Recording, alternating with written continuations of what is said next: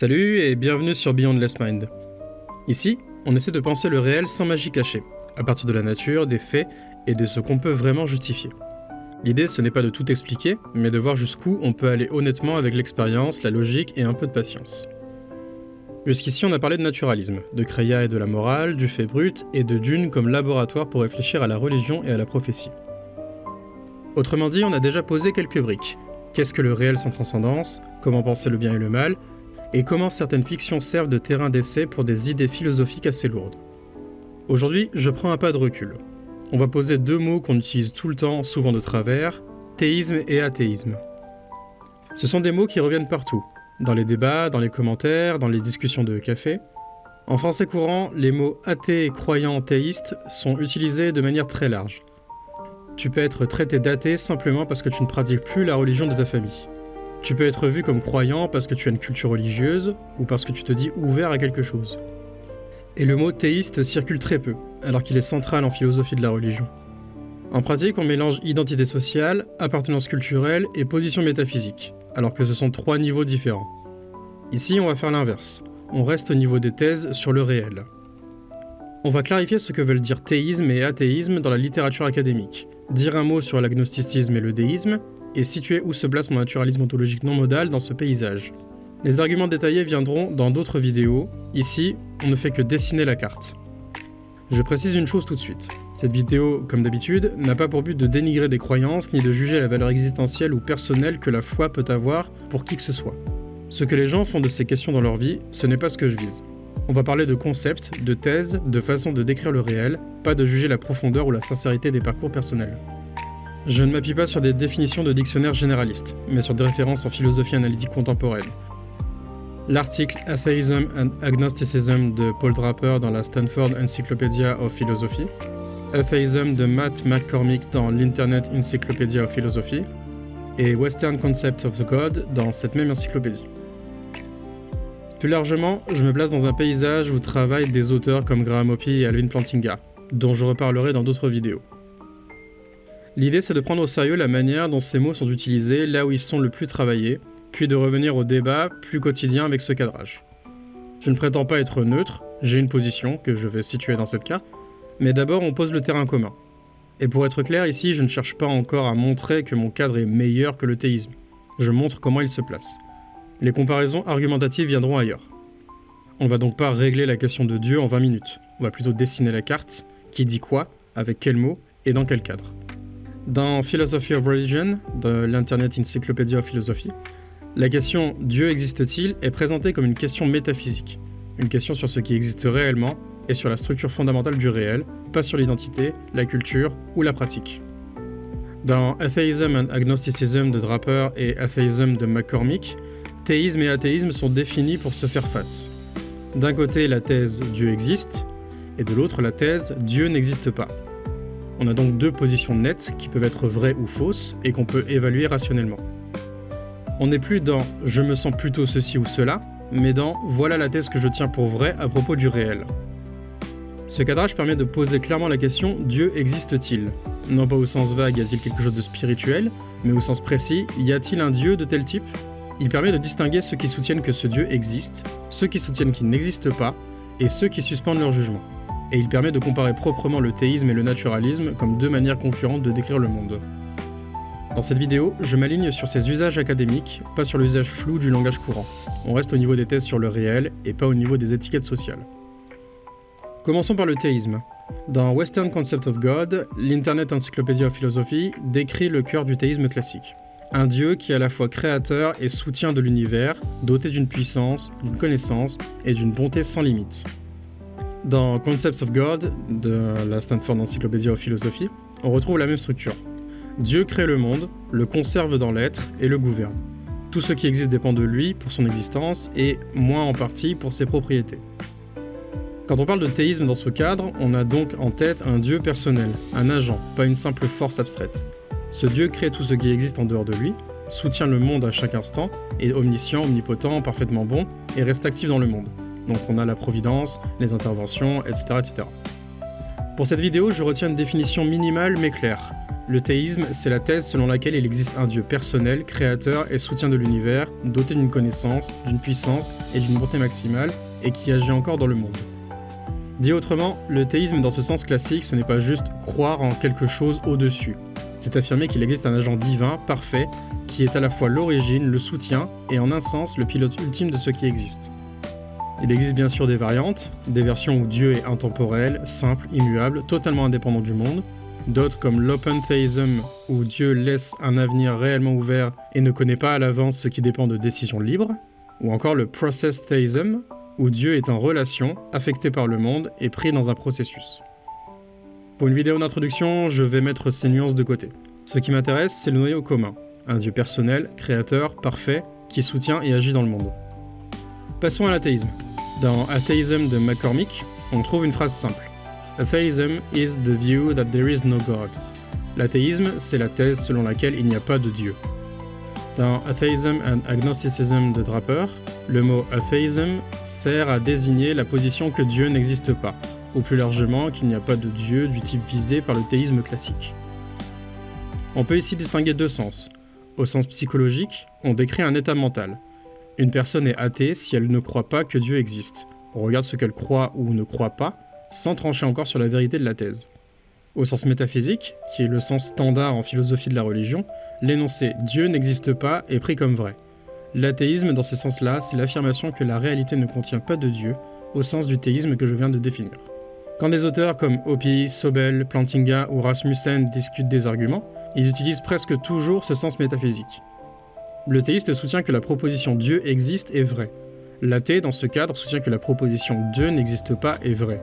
Dans la suite, quand je dirai athéisme, je parlerai de ce sens-là. Pas d'un style de vie, pas d'une humeur, pas d'une identité sociale, mais d'une prise de position sur la structure du réel. Pour compléter la carte, il faut dire quelques mots de l'agnosticisme et du déisme, qui donnent souvent l'impression d'offrir des positions intermédiaires. Pour l'agnosticisme, Draper rappelle que Thomas Huxley introduit le terme pour désigner quelqu'un qui se reconnaît ignorant sur certaines grandes questions, dont l'existence de Dieu. En philosophie contemporaine, deux usages dominent. Au sens psychologique, un agnostique ne croit ni que Dieu existe, ni que Dieu n'existe pas, il va suspendre son jugement. Au sens épistémologique, l'agnosticisme est une thèse sur ce qu'on peut savoir. Ni théisme ni athéisme ne sont tenus pour connus ou suffisamment justifiés. Sur ce plan, l'agnosticisme ne propose pas une troisième ontologie entre Dieu existe et Dieu n'existe pas. Il ne rajoute pas un nouveau type de réalité, il décrit notre position vis-à-vis des arguments disponibles. C'est une attitude épistémique par rapport aux deux grandes thèses et pas une nouvelle théorie du réel en quelque sorte. Le déisme, lui, est une manière particulière d'affirmer l'existence de Dieu. Les études sur le déisme des Lumières et les grandes encyclopédies décrivent un schéma assez stable. Le déiste affirme qu'il existe un Dieu qui a créé le monde, mais nie que ce Dieu intervienne ensuite dans l'ordre naturel. Donc pas de miracle au sens fort, pas de révélation particulière, et pas de providence au jour le jour. La raison et l'observation de la nature suffisent. Les religions révélées sont souvent vues comme méfiance. On peut dire que le déisme est une version minimale du théisme, Dieu crée, puis se retire.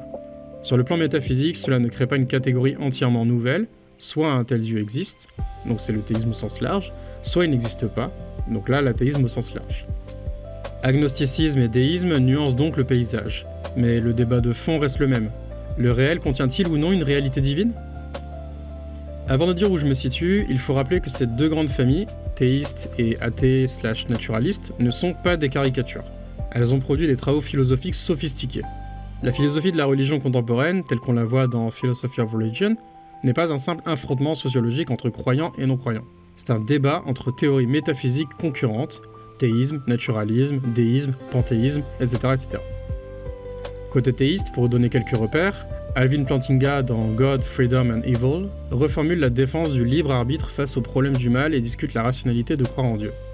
Alexander Proust et Joshua Rasmussen, dans Necessary Existence, défendent l'idée d'un être nécessaire qui sert de fondement ultime à tout ce qui existe.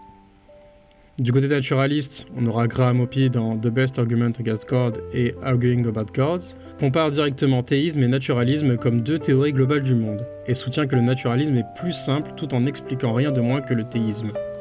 Je ne vais pas entrer ici dans ces débats techniques, mon but est de poser le décor et de clarifier où se situe ma propre ontologie dans cette carte. C'est là qu'entre en jeu ce que j'appelle mon naturalisme ontologique non modal.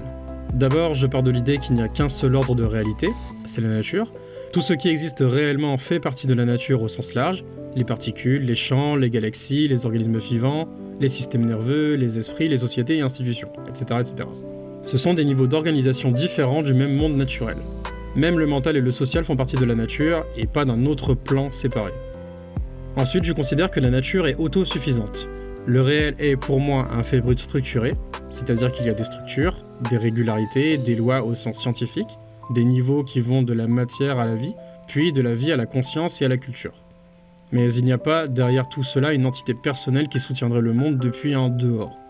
Le monde est là, avec sa structure, et il n'a pas besoin d'un crochet extérieur pour tenir. Enfin, je ne postule pas d'être nécessaire au sens de certains théistes contemporains, là où des auteurs comme Proust et Rasmussen soutiennent que la chaîne des explications doit se terminer dans un être nécessaire, je soutiens qu'elle peut légitimement s'arrêter sur la factualité du monde lui-même.